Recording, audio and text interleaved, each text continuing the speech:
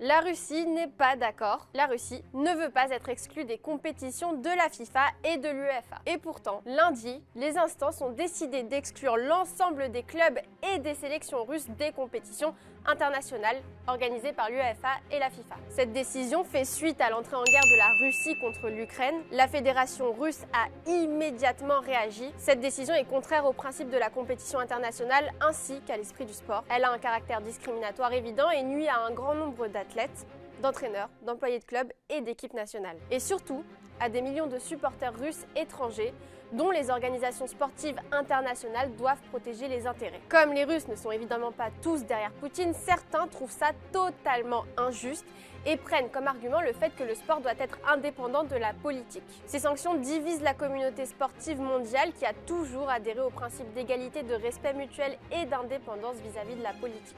Pour tenter d'obtenir gain de cause, la fédération russe a expliqué à la fin de son communiqué qu'elle pourrait faire appel devant les tribunaux. Nous réservons le droit de contester la décision de la FIFA et de l'UEFA conformément au droit international du sport. Sinon, concrètement, jusqu'à nouvel ordre, l'équipe de Valérie Karpine ne participera pas au prochain mondial qui aura lieu du 21 novembre au 22 décembre au Qatar. La Russie avait pourtant encore une chance de se qualifier puisque la nation avait terminé deuxième de son groupe lors des éliminatoires. La Sbornaïa devait disputer une demi-finale de barrage contre la Pologne le 24 mars à Moscou avant une possible finale contre le vainqueur de Suède-République tchèque. Les trois équipes ne joueront donc pas contre la Russie jusqu'à nouvel ordre et c'est ce qu'elles souhaitaient. Autre conséquence directe, la Russie est exclue de l'Euro féminin qui se jouera en juillet, encore une fois pour le moment, et le Spartak Moscou lui a dit au revoir à la Ligue Europa et au huitième de finale contre Leipzig. Le communiqué de la FIFA et l'UEFA est formel, le football est pleinement uni et en pleine solidarité avec toutes les personnes touchées en Ukraine. Les deux présidents espèrent que la situation en Ukraine s'améliorera significativement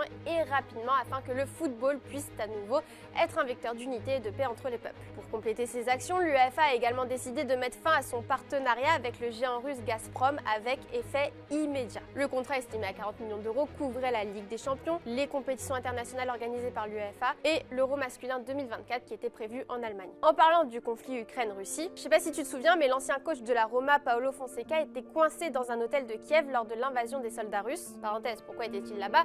Fonseca est en fait marié avec une femme ukrainienne qui vit à Kiev. En tout cas, bonne nouvelle pour la sécurité du Portugais, il a réussi à fuir l'Ukraine et il a donné de ses nouvelles en vidéo. Olá, eu e a minha família já estamos fora da Ucrânia.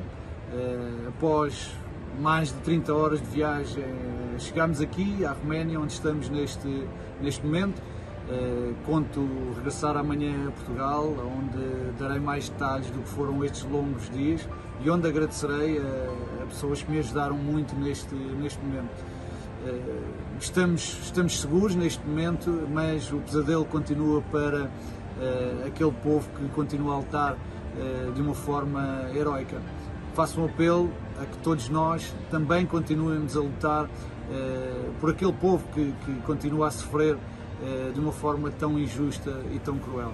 Alerte nouvelle chaîne, la famille Oh My Goal s'agrandit avec la création d'une nouvelle chaîne YouTube, Oh My Goal France, le meilleur du football. Tu y retrouveras toutes nos interviews et réactions d'après-match et plein d'autres choses évidemment. On te met les infos en commentaire et n'hésite pas à t'abonner. Allez, on passe à la prochaine info du jour. Le défenseur équato-guinéen de Cadix, Carlos Acapo, a été la cible lundi d'un geste raciste de la part d'un spectateur alors que Cadix se déplaçait à Grenade. Ce spectateur a imité un singe en le fixant et a été pris en flagrant délit.